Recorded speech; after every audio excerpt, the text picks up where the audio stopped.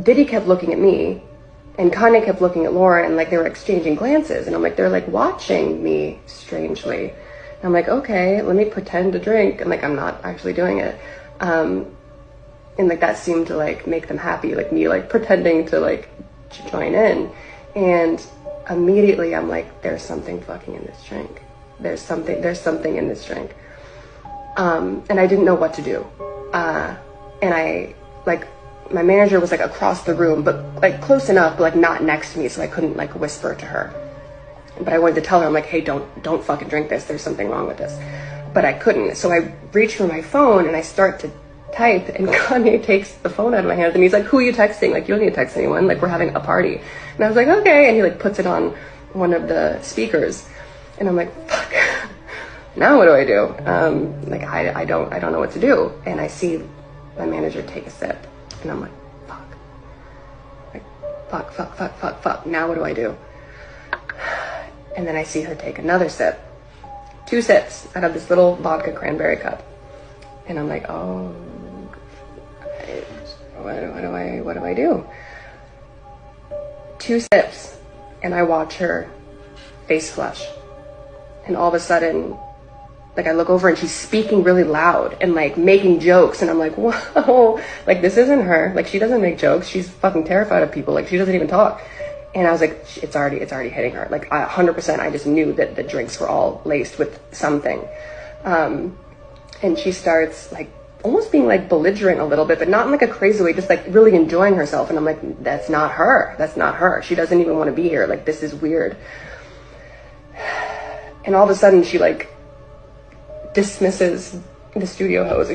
She's like, you can leave. And I'm like, oh my God, like what's going on? And the girls file out. They go to like a different studio, or they go somewhere. And I'm like, I have to do something. I have to do something. What do I do? And I go to get my phone where Kanye put it on one of the speakers. And as I'm going to get it, I turn and my manager's walking out. And I'm like, no. Like, where are you going? So I see her start to leave.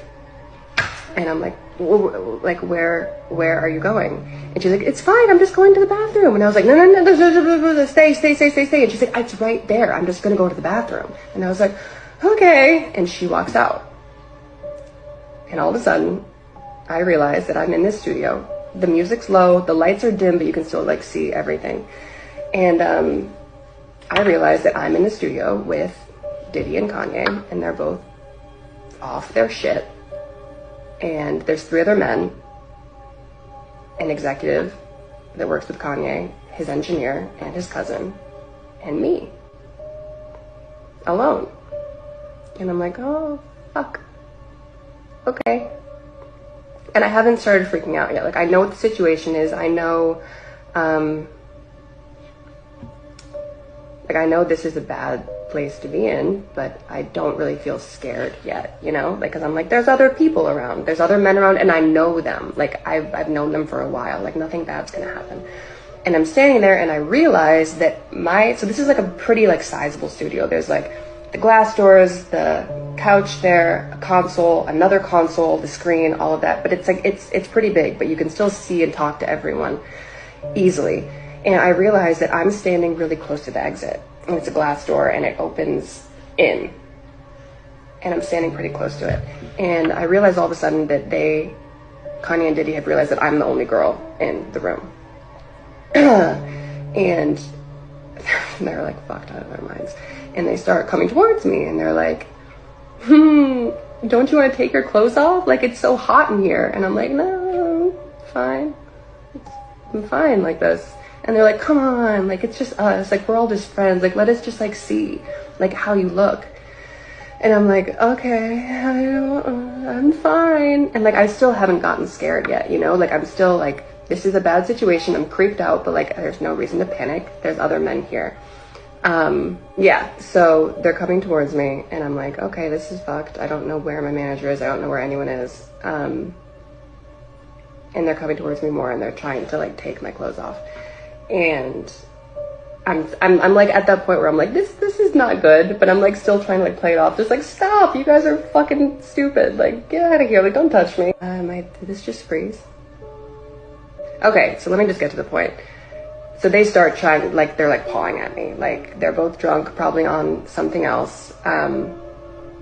And I start to get a little bit apprehensive because I'm pretty much like backed up against the wall. Like, there's only one exit and I'm pressed up against this door.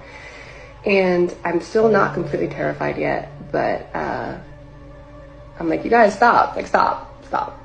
And they're getting to the point where they have like ripped my shirt off. And like, I'm like almost fully exposed at this point. And they're both coming at me. And I'm like, you guys, like seriously, this isn't funny anymore. And I look to my left where his executive is. Like, we know him pretty well. Like, we've been around him a lot. He's literally 3 feet away from me. Like, if I reached and he reached too, like we could touch. Like, he's that close. And I look and I'm like, hey, like I give that look where I'm just like, come on, like step in, like this isn't cool. Like, you're a grown man, like you're like 50 years old. I know you have a family, like you know this isn't right, like do something. And this is the part that for as long as I live, I will never fucking forget. It isn't actually the aspect of being sexually assaulted. That's not what haunts me. It's this. It's as these two grown men were pawing at me, trying to take my clothes off, I look over to this man asking for help, and I literally mouth the word help. And we lock eyes. And he looks away.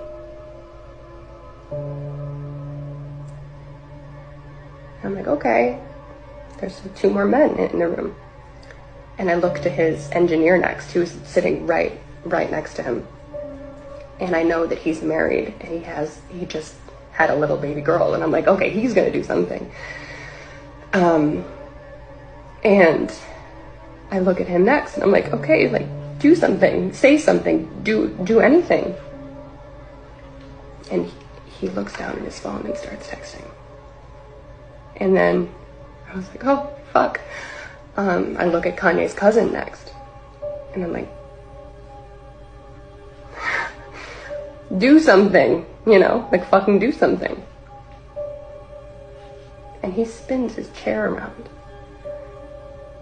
And that's when that like gut-wrenching fear set in.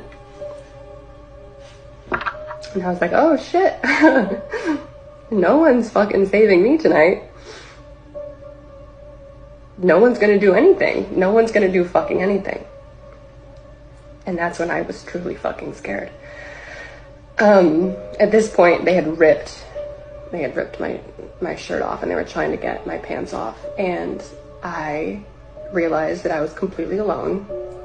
And I closed my eyes for a second. And I was like, God help me. What do I do?